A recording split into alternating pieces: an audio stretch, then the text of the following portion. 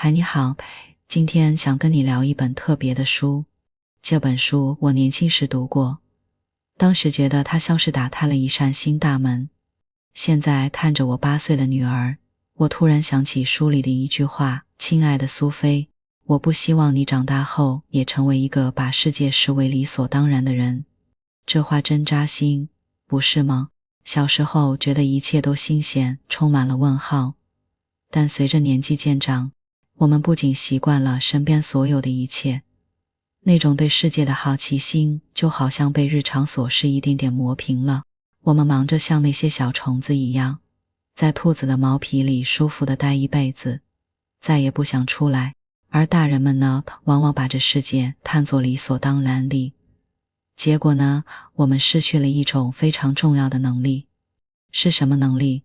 哲学想帮我们找回这种能力。所以我重新拿起了苏菲的世界。你猜怎么着？我竟然惊讶地发现，这本书完全适用于我们这个时代。你想想，北亚发展得这么快，我们的孩子将要面对一个，我们作为人，生命里最重要的到底是什么呢？你问一个饿着肚子的人，他肯定说食物最重要。你问一个快冻死的人，你问一个孤单寂寞的人，他要的是陪伴。每个答案都有道理，但又各不相同。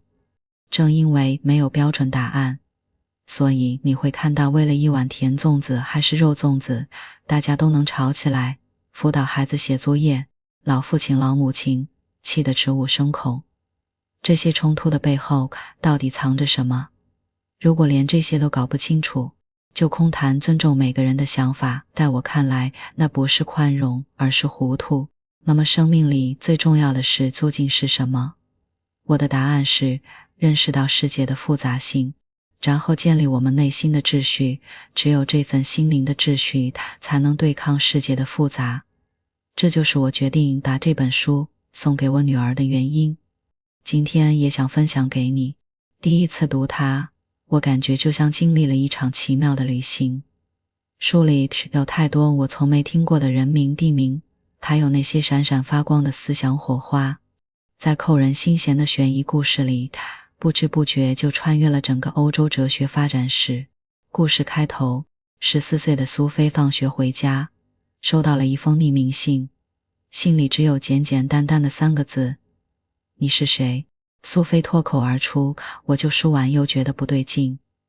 就在她迷茫的时候，指引她穿越古希腊，在哲学世界里寻找答案。在德尔菲神庙的入口，苏菲看到一句话刻在那里：认识你自己，一切就从这里开始了。千百年来，无数伟大的思想家就像夜空中的星辰，指引着我们前行。这本名字听起来跟哲学八竿子打不着的书，却被公认为最好的哲学入门读物，没有之一。苏菲后来怎么样的？小说的结局非常出人意料，我们放到最后再说。但书的结尾有一句话特别动人：当我们仰望天空时，其实是在试图找寻回到自我的路。这就是哲学的意义。这本书的作者是挪威人乔斯坦贾德，他曾做了10几年哲学老师，后来辞职全职写作，不到3个月就完成了这本苏菲的世界。这本书有多牛？它被翻译成56种语言，全球卖出了3亿多册。乔斯坦贾德也因此获得了世界性的声誉，成了全球10大作家之一。故事又回到了苏菲收到那封信的时候，信封上写着木樨路3号，没寄信人，没邮票，打开来只有一张纸。你是谁？第二天又来了一封信。苏菲的好奇心彻底被点燃了。没过几天，神秘来信开始系统地教她哲学。寄信人自称艾伯特，但更神奇的事还在后面。苏菲在自家院子里捡到一张明信片：亲爱的西德，你满15岁了，生日快乐！我希望给你一份能帮助你成长的生日礼物。原谅我邀请苏菲代为转运这张卡片，因为这样最方便。没有名字，这又是什么情况？苏菲彻底被这些信和明信片搞晕了，而且明信片上的邮戳日期竟然是1周后。这背后到底藏着什么秘密呢？那个春天的下午，14岁的苏菲穿着沾着草屑的牛仔裤，指尖触到冰冷的信封。这3个问题：你是谁？生命的意义是什么？将彻底重塑她的整个世界。哲学到底是什么？学哲学对我们有什么帮助？为什么一个14岁的小女孩要读哲学？一切都从问题开始。人的爱好千万，有人爱看书，有人爱听音乐，还有人爱旅行跑步。是我们所有人都共同感兴趣的呢？书里说，当人的基本需求都满足后，哲人都需要搞明白2个问题。第一，我是谁？第二，我为何会在这里？你有没有想过，这真是人类最根本的疑问啊。就算我们能上天入地，去到万米海沟，探索万光年外的星系，甚至像科幻电影里那样星际移民，谁又能清晰地回答这2个问题呢？这就属于哲学的范畴。哲学跟你的生活可以毫无关联，你不知道也不去思考这些问题，照样能活下去，甚至活得很有钱，很快乐。那你可能会问，我们为什么要读哲学呢？书里给出了答案。哲学家最与众不同的地方，就在于他们从不会过分习惯这个世界。对他们来说，世界总有那么一些不合理，一些复杂难解，甚至神秘莫测。这种能力，哲学家和小孩子都拥有。所以，你可以说哲学家终其一生都像孩子一样敏感。此刻屏幕前的你必须做个选择。你是想做一个还没被世界磨掉好奇心的孩子，还是一个永远也不习惯世界的哲学家？如果你只是摇摇头说搞不清楚答案，那么你可能已经太过习惯这个世界了，以至于不再对它感到惊讶。如果真是这样，你就得小心了，因为你正处于一个危险的阶段。这也是你为什么要上这堂哲学课的原因。我希望你有一个好奇、充满求知欲的心灵，将来能够战胜 AI。 这就是答案，因为它能让你成为一个保有好奇心、充满求知欲的敏感的人。哲学不能带来世俗的成功，但它能让你成为一个更丰富的人，也能让你在突如其来的绝望时刻知道世界的真相，保持诸生的意义，不堕落，不沮丧，不放弃。请记住，这是你自己可以决定的。无论你从前是什么样的人，不管学历、收入、住在哪儿，你都可以为自己做出这个决定。接下来，我们将跟着苏菲一起进入哲学的世界。苏菲读到的第一堂哲学课是什么呢？艾伯特在信中说，北欧神话相信世界是永恒的，但为什么会有季节更迭？这正是哲学诞生的起点，从神话思维转向理性追问。在这个阶段，有3位响当当的人物出现了：苏格拉底、柏拉图和亚里士多德。我们都听过他们的名字，可这些名字到底意味着什么呢？苏格拉底被认为是西方哲学的奠基者，他自称雅典街头的牛虻。为什么呢？因为他太烦人了，他会拉住每一个人，抛出各种问题，真人讨论，直到人家忍无可忍。苏格拉底说，他要把自己的一生贡献给最重要的记忆，讨论哲学。思想不是自己写下来的，而是靠弟子记录的。所以有人怀疑，到底有多少观点来自苏格拉底这个人，甚至苏格拉底这个人是否真实存在。这些被称为苏格拉底问题。当崇拜者恭维他的智慧时，我只知道自己一无所知；当反对者判他死刑，他本可以申诉豁免。这种反讽式的怀疑智慧让苏菲陷入了沉思。有一天，肖安突然说，我们怎么确定自己不是活在别人的梦里？这是对苏格拉底精神最好的呼应。中国的庄周梦蝶也是在思考同样的问题。庄子梦见自己是蝴蝶，醒来后分不清到底是自己梦见蝴蝶，还是蝴蝶梦见自己是庄子。你看，古今中外，哲学家都在追问同一个问题：认识你自己。这也是苏格拉底的哲学宣言和行动准则。苏格拉底相信，辨别是非的能力就存在于我们每个人的理性之中，而不是社会规范。所以当社会告诉你应该怎么样的时候，不要盲从，要遵从你自己的理性。柏拉图是苏格拉底最有影响力的学生，他创办了柏拉图学园，这是西方最早的高等学府之一，也是大学的前身。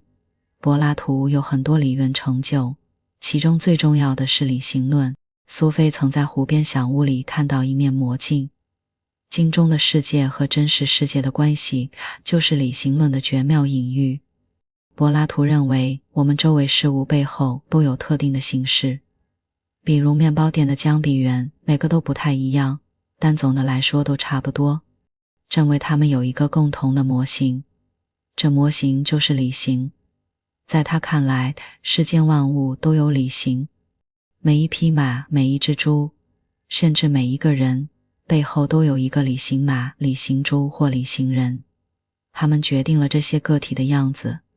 后来这个厉害的理型论就被柏拉图的学生亚里士多德质疑并推翻了，真是长江后浪推前浪，待前浪拍死在沙滩上。亚里士多德问，如果用马的理型来解释马，那马的理型又从哪里来？他说，如果用理型论解释世界，会让事物的数量倍增，理型之外还有理型。所以亚里士多德认为，现实世界是由各种形式与质量和谐一致的事物组成的，质料是事物的构成材料，形式是每个事物的个别特征。听起来有点烧脑，对吧？比如说，正在你眼前有一只乱飞的鸡，这只鸡的形式就是它会飞，会咕咕叫，所以我们叫它鸡。当这只鸡死了，它不叫了，它的形式就不存在了，唯一剩下的就是鸡的物质，一堆骨骼器官。这个时候它已经不再是这只鸡了。哲学就是这样不断思考、论证、推翻，促进你的大脑不断进化。有一天，苏菲突然发现自己收到的信上出现了几个小洞，而且湿湿的。后来跟踪才发现，原来给她送信的是一只名叫汉密士的小狗。它非常聪明，通人性。看着这只可爱的小狗，苏菲疑惑了，但动物跟人又不一样，根源在哪里呢？这时苏菲耳畔响起一个答案，动物跟人类最根本的区别是思考。在哲学家看来，人是会思考的动物。如果你不会思考，也不算是真正意义上的人。马生下来就是马，但人要成为一个人，还得靠后天慢慢培养。苏菲身边的怪事越来越多，她跟妈妈去超市，突然有条丝巾从天而降，上面绣着习德的名字。有一天放学后，苏菲跟踪小狗汉密士，越过山坡树林，来到一个湖边。湖对面有一栋红色小屋，烟囱里青烟袅袅。苏菲划船过去，门没锁，她径直走了进去，发现这里有人住过的痕迹。她有写有她名字的信封，显然这就是寄信人住的地方。房间里还有一面看起来很神秘的镜子。苏菲照镜子时，一件吓人的事发生了。她清楚地看到镜子里的女孩在眨眼睛。苏菲吓得后退一步，如果镜子里的女孩是她，那她怎么能看到镜中的自己在眨眼睛？看到这里，大家应该想到了柏拉图的理性论隐喻。不仅如此，那个女孩眨眼睛的样子，仿佛在告诉苏菲，我能看到你，我在这里，在另外一边。接着苏菲发现一个绿色皮夹，里面贴着一张金发女孩的照片，下面写着名字习德。原来这就是习德，这一切究竟是怎么回事？苏菲充满了疑惑。这时她听到外面传来狗叫声和脚步声，苏菲匆匆回家，心里却惴惴不安。因为艾伯特明确说过不要询问他的身份，自己却偷偷闯入了他的隐私，这可怎么办？戴伯特家里那张习得的照片又是怎么回事？在纠结和迷惑中，苏菲写信向艾伯特道了歉，告诉他自己做了什么。艾伯特并没有很生气，但他换了住所，把信改放到苏菲家的树篱里。他还是不愿意出现，可是哲学之旅依旧在继续，而苏菲生活中的种种怪事也在不断发生。苏菲了解到了中世纪哲学和文艺复兴，那是5到17世纪西方发生的大事件。哲学进入中世纪后，理性的光芒逐渐被掩盖，神学崛起，神的存在大大削弱了人的价值。于是14到16世纪，西方迎来了轰轰烈烈的文艺复兴和宗教改革。如果把欧洲历史看作一个人的一生，漫长的中世纪是小学生时期，文艺复兴就是15岁生日，充满了旺盛的活力和对生命的渴望。文艺复兴的复兴指的是重生，代表着古代艺术与文化的重生，也代表着人道主义的复兴。因为在中世纪，人要听从神，为神跪下。可文艺复兴当一切又重新回归以人为中心，于是出现了一个词，人文主义。这是那个时期最重要的知识分子立场。我们读过的一些文学作品，比如堂吉诃德、莎士比亚和神曲，都是文艺复兴时期的代表作。紧接着，人的极大解放引发了宗教改革。随着文化复苏的远不止文学、绘画、建筑等艺术，自然科学的进步也代表着人对神学的重大突破。伽利略、牛顿这些科学家都是在这一时期集中涌现的。在繁荣的14到16世纪后，欧洲又迎来了一个辉煌的时期，那就是巴洛克时期。这个词原指形状不规则的珍珠，所以巴洛克的项链、耳钉就是那种不规则但很大颗的。巴洛克艺术的典型特征是对比鲜明，矛盾更大，很浮夸。这个时期代表人物有画家伦勃朗、塔拉瓦乔等等。巴洛克时期流行的2句拉丁谚语是把握今天和不要忘记你将会死亡。它渗透到生活的方方面面和人的态度中。在巴洛克绘画中，我们常常会看到一幅画极其繁华奢靡，可角落里却画了一个骷髅头。这正是来自哲学家们的启发。生和死就像一枚钱币的正反两面，当一面变得更大更清晰的时候，另一面也会随之变得更大更清晰。只有清楚地意识到有一天一切都终将失去，人们才能体会活在世上是多么美好。如果你没有意识到人终将死去，就不能真正体会活着的滋味。苏菲一下子接收到这么多信息，她开始用哲学的思维重新看待自己的生活。苏菲就跑到花园里静坐，她会怀念死去的祖母。祖母一生为家庭操碎了心，直到病重才意识到健康的重要。苏菲就在想，祖母没有接触过哲学教育，如果她能看到这些话有多好。哲学家说，生命本来就是悲伤而严肃的。我们来到这个美好的世界里，彼此相逢，彼此问候，结伴同游一段短暂的时间，然后就失去了对方，就像我们突然莫名其妙来到世界上一般。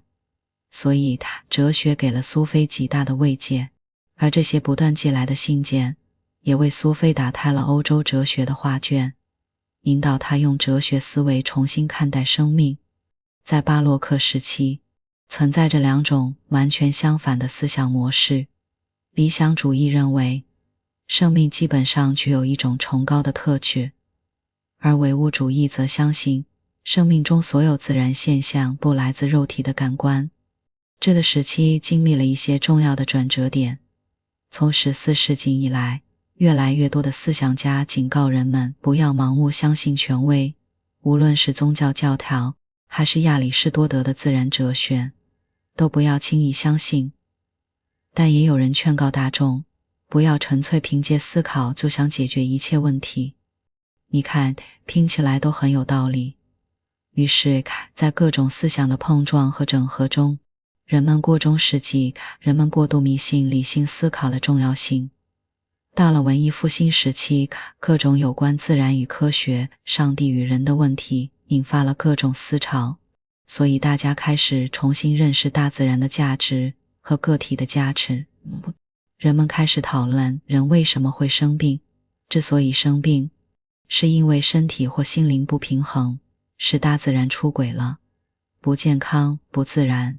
要么保持健康的方法就是节制饮食，保持和谐，拥有健康的身体与健康的心灵。现在我们觉得这些话很有道理，咱要知道在几百年前得出这样的思考和观点是非常大的进步。所以用观察经验与实验为基础来认识自然的现象，在这个时候出现了，我们称之为实证法。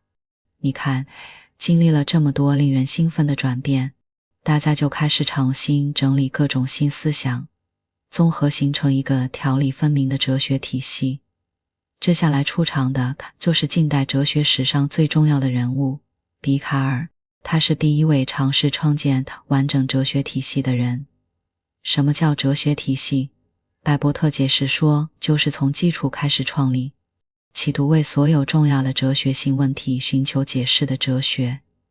笛卡尔被称为现代哲学之父，我们比较熟悉他的核心观点，有我思故我在，还有征服你自己。把他最感兴趣的问题也成为后来150年里哲学家争论的主要内容。我们所拥有的确是真实，以及肉体与灵魂之间的关系。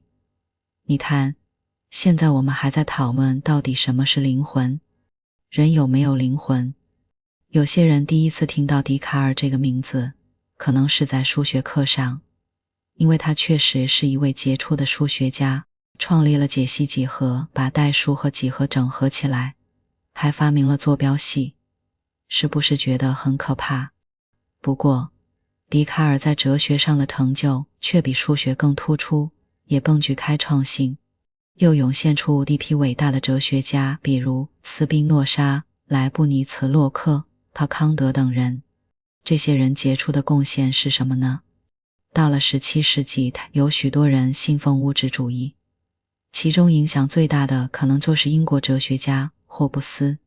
他相信自然界所有现象，包括人、动物，都完全是由物质的分子构成的，就连人类的意识也是由人脑中微小的分子运动产生的。另一位重要哲学家莱布尼茨就指出，物质与精神不同的地方在于，物质可以不断被分割成更小的单位，对吧？一个蛋糕不停地切下去，一根线不停地分，但灵魂却连分割成一半也不可能。这个观点好厉害。那么肉体与灵魂到底是什么关系呢？在17世纪以前，人们普遍把灵魂视为某种遍布于所有生命的生命原理。但实际上，灵魂搜与精神 spirit 这两个词，原来的意思就是气息和呼吸。从亚里士多德开始，人们就认为灵魂不能跟肉体分离。一吸一呼，一天过去了，这灵魂跟肉体就都完蛋了。可是到了17世纪，哲学家们开始质疑了，提出了灵魂跟肉体有所区别的观点。原因是什么呢？还能将所有物质的东西，包括动物与人的身体，视为一种机械运动。这意味着一切都是由物质构成的。人的腿有了肌肉就可以行走，那么人的脑也有肌肉，就可以用来思考。可是人的灵魂显然不是这个身体机器的一部分，思想并不是可以被分解的东西，那么灵魂怎么会随着肉体的消失就不见了呢？灵魂是什么呢？举个例子，如果一个人满脑子幻想，你很难开刀把这个幻想去除。他说他做了一个白日梦，你也不能把这个梦抓出来冻到冰箱里。我们划破身体会看到血肉和骨骼，但是我们如果打开脑子，看不到思想或者灵魂，你只能看到大脑的物质组织。好了，灵魂到底是什么？要想弄明白这个问题可不容易，大家经过了大量的讨论，始终得不出一个明确的答案。我们一定听过眼见为实这句话，但哲学家的奇妙之处就在于他们亲眼见到后仍然不能相信，因为他们会思考，而通过思考会让我们对世界有不正确的认识。比如说，我这辈子只见过黑色的乌鸦，是不是意味着这世间就没有白色的乌鸦呢？是不是说白色的乌鸦就没有可能存在？哲学要找寻白色的乌鸦，所以眼见也不一定为实，眼见也不一定就要相信。在这本书中提到了哲学家康德的一个观点，时间和空间就像是红色的眼镜，限制了我们感知世界的方式。这话该怎么理解？好难懂，苏菲也不理解。为了让他更好地理解这句话，匿名信的主人艾伯特决定不再继续写信。他从幕后直接走了出来，以哲学老师的身份给苏菲上课。艾伯特先让苏菲戴上了一副红色的眼镜，瞬间苏菲眼前的世界就笼罩上了一片红色。紧接着艾伯特就告诉苏菲，即使你看到的是红色，在眼睛看不到的地方往往藏着最容易忽视的真相。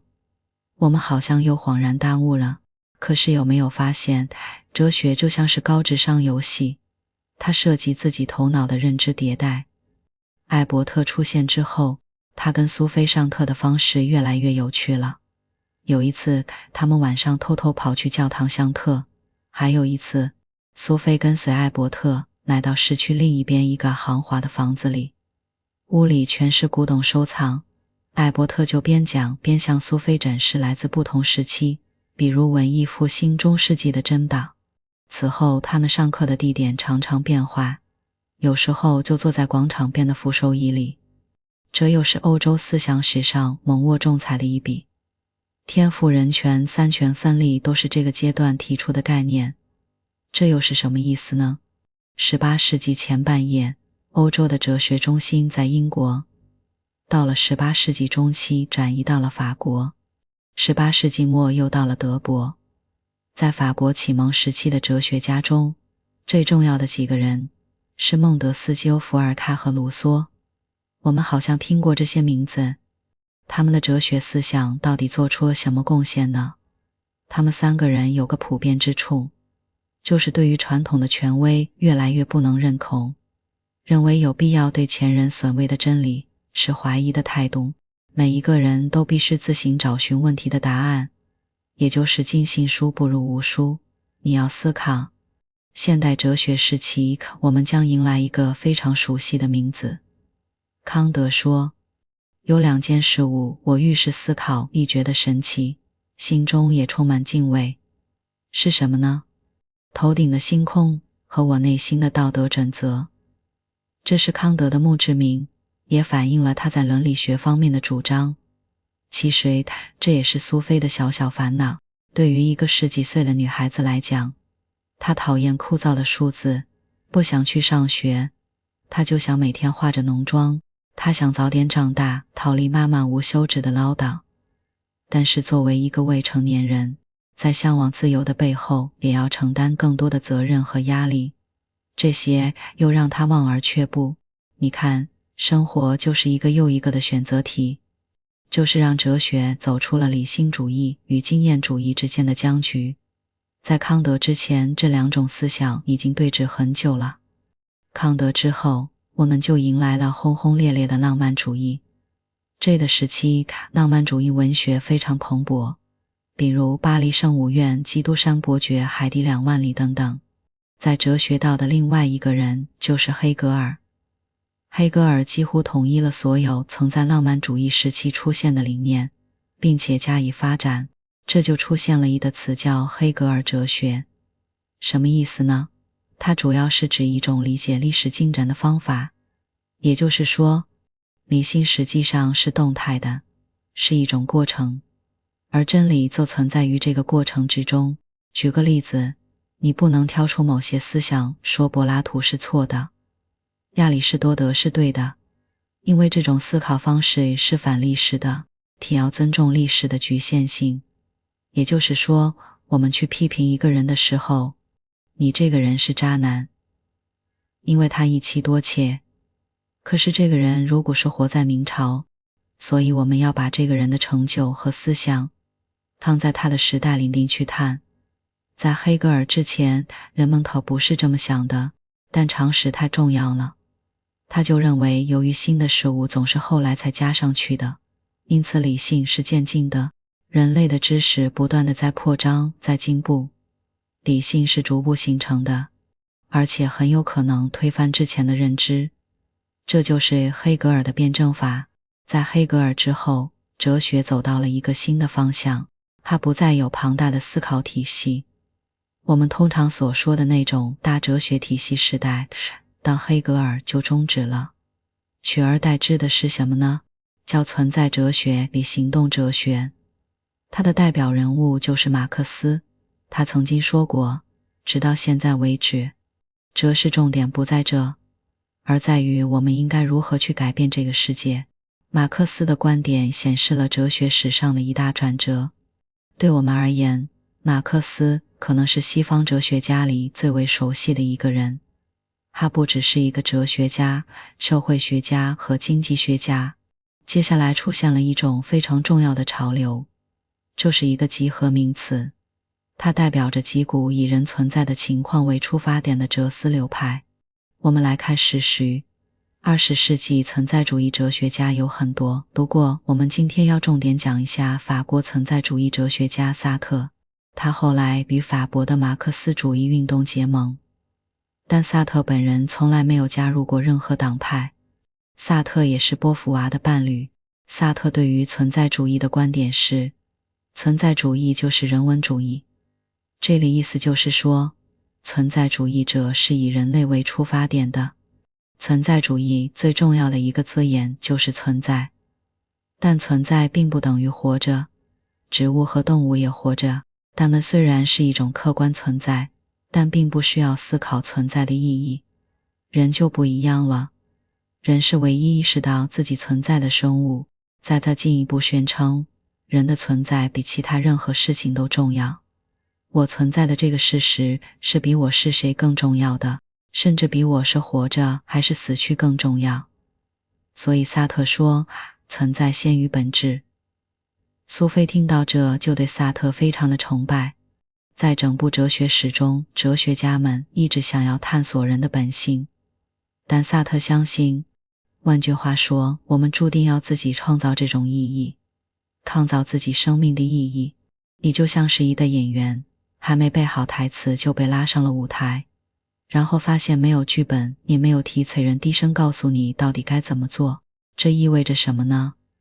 我们必须自己决定该怎么活，到底是为了什么。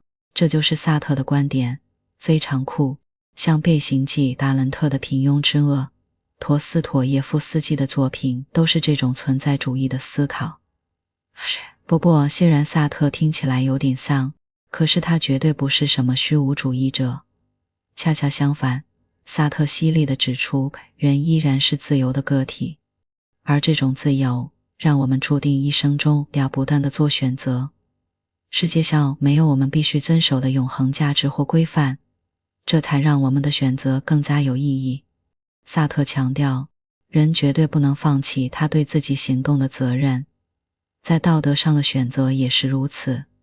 我们永远不能把错误归咎于人心或者人的软弱等等，那只是我们用来避免为自己的行为负责的借口罢了。所以你看，这个观点在当时也跟波伏娃形成了互动。波伏娃甚至认为女人不是天生的，女人是后天养成的，就是所有的事情不是你选择的。你可能会说，这个要求好高，这就是存在主义的特点。它有一种置之死地而后生的自我剖析精神。在跟随艾伯特上课的过程中，令苏菲感到非常迷惑的是，她一直都能收到寄给席德的明信片，而且那位席德的老爸似乎能够预料到苏菲所要经历的一切事情。比如说，苏菲在路上捡到10块钱，比如她弄丢了一条金十字架的链子，似乎苏菲的一举一动都能被席德的老爸看见。席德的老爸到底是谁呢？苏菲的生活真是越来越古怪了。她和好朋友乔安分享了这一切，两个人就决定再次前往湖边的小屋去探险。这一次，两个女孩在这里发现了好多张写给席德的明信片。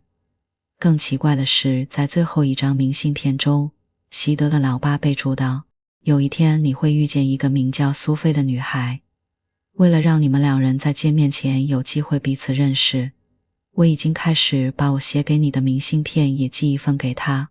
目前她知道的并不比你多，她有一个朋友名叫乔安，也许乔安可以帮上忙。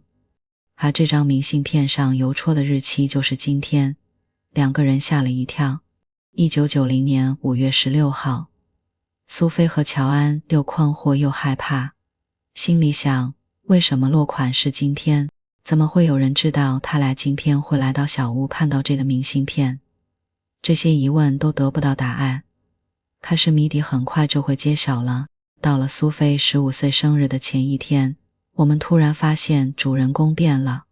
那个14岁的小女孩苏菲换成了当满15岁的席德。对，就是明信片上反复出现的席德。席德和苏菲一样，他站在镜子前面，注视着自己的面容。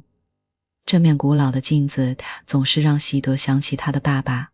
镜子从前挂在爸爸的工作室里，那间工作室就在床屋上面，那是他爸爸读书、写作和休息的地方。他爸是个军官，可他一直希望能够写一些有意义的东西。有一次，他曾经试着写一本小说，但一直没有完成。不过爸爸写的诗和他画的岛屿素描，不时地刊登在一家全国性期刊上。席德每次在杂志上看到爸爸的名字，都觉得好骄傲。这面镜子很古老，是席德的曾祖母刚结婚时从一个吉普赛女人手里买来的。很多年前，爸爸曾经开玩笑说，他能够对着镜中的影像同时眨动双眼。大家听到这里是不是已经发现了，席德的爸爸就是艾伯特，苏菲就是席德，太不可思议了。这是怎么回事呢？我们接着往下看。席德看见床头几上有一个大包裹，不用说，那一定是一份生日礼物，爸爸准备了很久了。他在心里透露说，这份礼物会越来越大。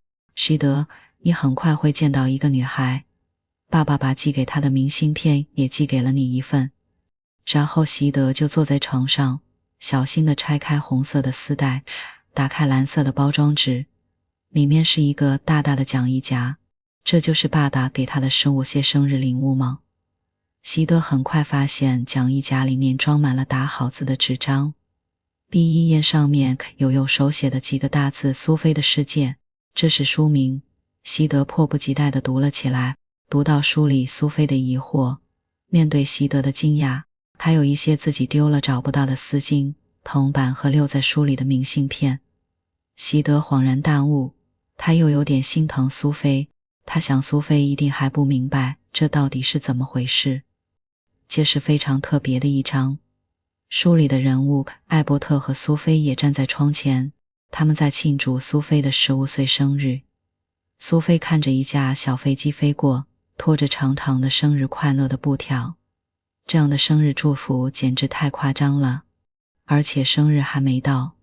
接下来，艾伯特为苏菲上了最惊心动魄的一课，那是关于伯克莱的。这是一个大家不怎么熟悉的哲学家。伯克莱、约翰·洛克和大卫·休谟，横为近代经验主义哲学家中的3大代表人物。什么是经验主义呢？就是指那些从感官的经验获取一切关于世界知识的人。我们的心灵中，所有的事物不是先透过感官来的。这是对经验主义的最佳说明。伯克莱是谁呢？他是一位爱尔兰的主教，也是一个哲学家。他相信人之上是有一个灵的，而这个灵可能是形成我们的原因。就形空间里还有另外一个意志或灵，在造就你的梦境和你的形体世界。有没有觉得一下子被击中了？伯克莱就认为，什么是灵？它就是万物中的万物的成因。谜底终于揭晓了，苏菲，对于你我来说，这个造成万物中之万物的灵。苏菲就问，你是说他有点像是在扮演我们的上帝吗？坦白说是的，他应该觉得羞愧才对。那么席德呢？他是个天使。苏菲听到这里就冲出去了，他离开艾伯特，跑进风雨之中。苏菲心想，在15岁生日前夕，忽然发现生命只不过是一场梦境，就好像你中了100万大奖，正要拿到钱，却发现这只不过是一场梦。就在这个时候，有人跑过来，伸出手来抱着她。那是妈妈。苏菲就哭着说，我不知道，好像一场噩梦一样，反而夸奖她说，这是一个真正的哲学家最崇高的美德。苏菲，你在这么短的时间里就学到了这么多。可是苏菲依然不能接受，我在害怕。没有一件事情是真的。苏菲终于得知自己的身世充满了玄幻色彩。原来他不是一个真人，他和哲学老师艾伯特都只是写作者艾伯特虚构的人物，而艾伯特的任务仅仅是为了用小说的形式给自己的女儿席德讲述读完，苏菲的使命也就结束了。知道真相后，苏菲非常绝望，但是她能做什么呢？我当年读到这里是非常气愤的，就在想，只能这样了吗？故事的尾声是个令人意想不到的反转。在得知自己世界的真相后，苏菲和艾伯特并不甘心做一个小说里的人物，他们决定为自己行动。这就是存在主义哲学所说的，用行动来证明自己的存在。苏菲迎来了15岁生日的派对，在派对上，艾伯特发表了公开演讲。过去这几个星期以来，苏菲和我进行了一项大规模的哲学调查。我们现在要在这里公布我们的调查结果。我们发现我们是活在一个少校的心灵中。那位少校目前担任联合国驻黎巴嫩的观察员，他已经为他的女儿写了一本关于我们的书。那个女孩名叫席德，大且和苏菲同一天生日。在6月15号清晨，席德醒来之后，这本书就放在他床边的桌子上。因此，我们的存在只不过是作为席德生日的娱乐罢了。社校创造我们，以我们为架构，以便对他的女儿进行哲学教育。大门口停的那辆奔驰轿车一文不值，那只不过是在一位可怜的联合国少校的脑海里转来转去的白色奔驰轿车。而此刻，那位少校正坐在一棵棕榈树的树荫下，以免中暑。听到这样违反常识的话，甚至有人开始反驳。看艾伯特说，当你发现自己只是某个人不清不楚的脑袋里的一个梦一样的人物，最明智的办法就是保持缄默。可是最后，我可以建议年轻人，你们要修一门简短的哲学史课程。对于上一代的价值观保持批判的态度是很重要的。如果说我曾经教过苏菲任何事的话，那就是要批判性思维。黑格尔称之为否定的思考。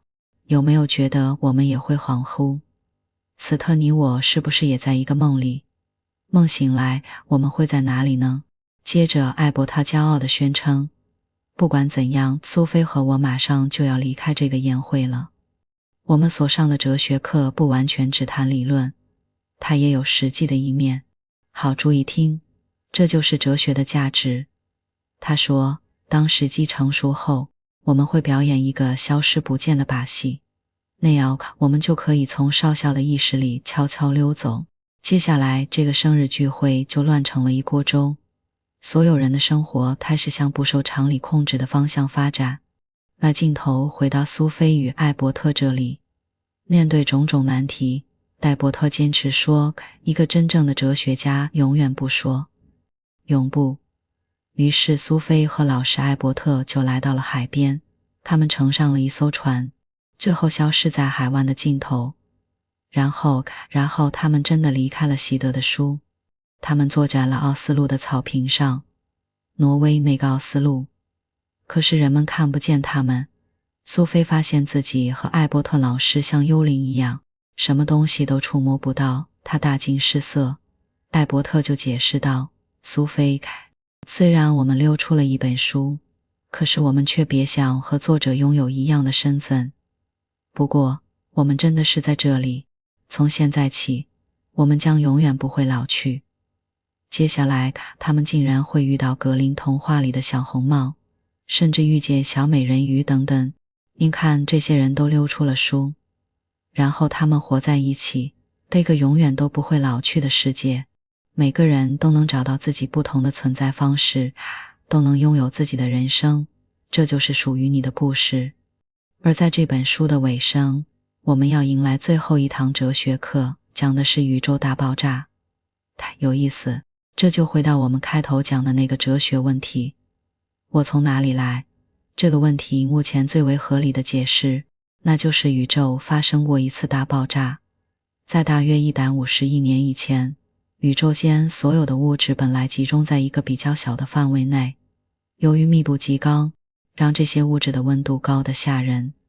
这个温度日趋上升，终于发生了爆炸，一团紧密的物质就被炸开了。我们称这个现象为宇宙大爆炸，这就是生命的起源。所以当我们仰望天空时，我们其实是在试图找寻回到自我的路。开头我讲这句话你可能不理解，到这里你会突然很感动，堂前都是艾伯特操纵苏菲的世界。而现在苏菲离开了书，她成了永恒的存在，那反过来，她再来看看艾伯特和席德的世界，就会对他们的世界施加影响。那有一天，当少校和席德仰望星星讲解宇宙大爆炸的时候，苏菲就举起了一个扳手，站在席德和他父亲的面前，试图吸引席德的视线。可是他们看不见自己，就毫不理睬苏菲。那么苏菲就举起扳手，一下子敲在席德的额头上。好痛，席德说，可是他不知道发生了什么。然后苏菲又用扳手去敲击那个少校的额头，可是少校动也不动。他说，怎么回事？我好像被什么东西叮了一口。两个世界仿佛在此刻突然碰撞和交融。不知道你生命中有没有经历过这样的时刻，突然被看不见的东西打了一下，或者突然听到了莫名的声音。不要害怕，也许意味着就在另外一个平行世界，你也在对别人发生影响。最后用一句我喜欢的苏格拉底的话来结尾，面对无法回头的人生，我们只能做3件事：郑重的选择，理智的面对，勇敢的接受。